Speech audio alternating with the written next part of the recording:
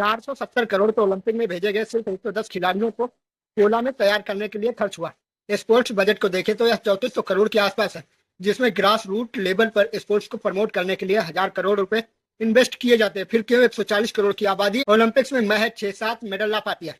Total 140 crore के बारे में तो नहीं कह सकता मैं, पर अगर मैं आसपास के लोगों की बात करूं जिनमें 65-70 रिश्तेदारों को या किसी को भी हम जानते हैं, उनमें से शायद ऐसा नहीं जो कोई स्पोर्ट्स में एक्टिव हो। हमें बताया जाता है कि पैदा होने के चंद साल बाद बच्चा स्कूल जाना शुरू करना है और फिर इतना पढ़ना कि अंग्रेज शर्मा जाए, साइंटिस्ट हाथ जोड़ दें, टोनी स्टार कंफ्यूज हो जाए और 7 PhD वाला ब्रुक बैनर अनपढ़ लगने लगे। ये सारा टॉर्चर इसलिए होता है कि हमें बढ़िया जॉब मिल जाए, हम गरीब ना रहे। मेरी जानकारी में ऐसा कोई भी नहीं दिखता जो किसी जॉब या बिजनेस में नहीं बल्कि राइटिंग में अपना करियर या किसी अन्य स्पोर्ट्स में अपना करियर बना रहा हो। इसके लिए कहीं से फाइनेंशियल सपोर्ट तो मिलता ही नहीं, मॉरल सपोर्ट भी बस एक आध दो से मिलता है। लेकिन इस भागम भाग में कुछ रह जाती है जो पब्लिक या प्राइवेट या किसी भी तरह की जॉब से रह जाते हैं, तो उन्हें बिजनेस के लिए उकसाया जाता है।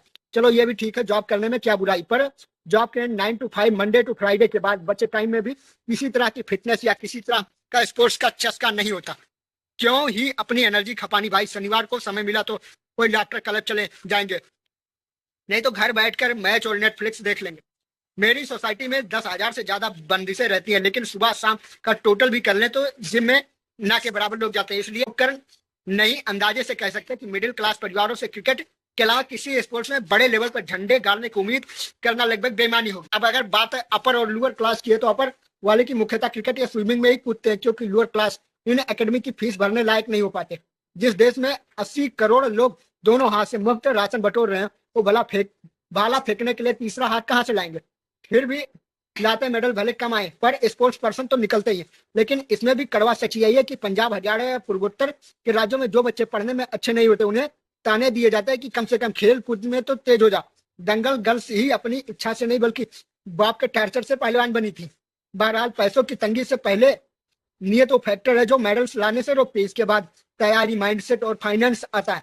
बात फाइनेंस की आई तो ये जानना जरूरी है कि क्रिकेट के छोटे से छोटे टूर्नामेंट में भी एक तय शुदा रकम दी जाती है, जबकि ओलंपिक में मिलने वाला होने का मेडल भी आधा से ज्यादा चांदी का बना होता है। पर इतना जरूर है कि हर देश अपने मेडलिस्ट को कुछ ना कुछ प्राइज मनी जरूर देते हैं। अमेरिकन सरकार गोल्ड मेडलिस्ट को मिनिमम $1000 तो देती है। फ्रांस सरकार इस मामले में 80,000 यूरो से बांटने में यकीन रखती है। चीन वाले गोल्ड मेडलिस्ट को 6-7 मिलियन युआन देने से पीछे नहीं हटते।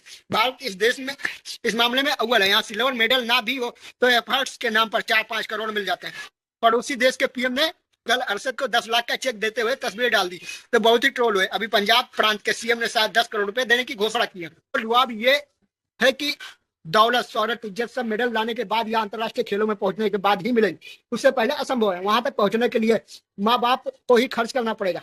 ये खर्च पैसे कहीं से ज्यादा नियत होता है। ये नियत भी तब बनेगी जब उन्हें लगेगा कि कम से कम मिनिमम वेजेज या आदत नौकरी या थोड़ी आर्थिक सहायता सबको मिलती रहेगी। मुझे नहीं लगता कि आसपास कोई ऐसा है जो सीरियसली किसी खेल में एक्टिव हो। सब लोग सिर्फ पैसों के लिए देखते हैं। खेल में सरकार भी लगभग ना के बराबर ध्यान देती है। ध्यान भी दिए जाते हैं वो सिर्फ क्रिकेट जैसे स्पोर्ट्स पे, हॉकी हो गया, बैडमिंटन हो गया, फुटबॉल, इन सब पे तो भारत में कुछ भी नहीं, शून्य बटे सन्नाटा मिलता है।